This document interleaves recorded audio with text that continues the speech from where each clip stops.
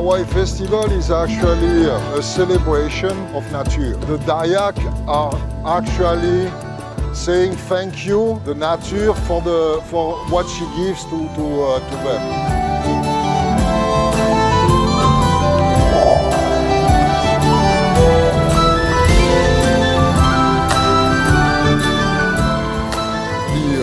Now for 20 years almost, my main work is actually going everywhere in Indonesia and try to document this amazing country with so many different cultures and so many different languages, so many different people, so many different religions.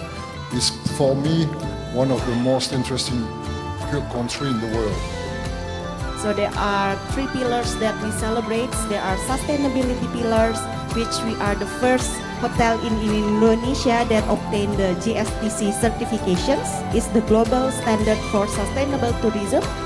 And then the craftsmanships, when we are collaborating with the Indonesian artists, the Indonesian talents, such as the renowned Mr. Stephane Sensey.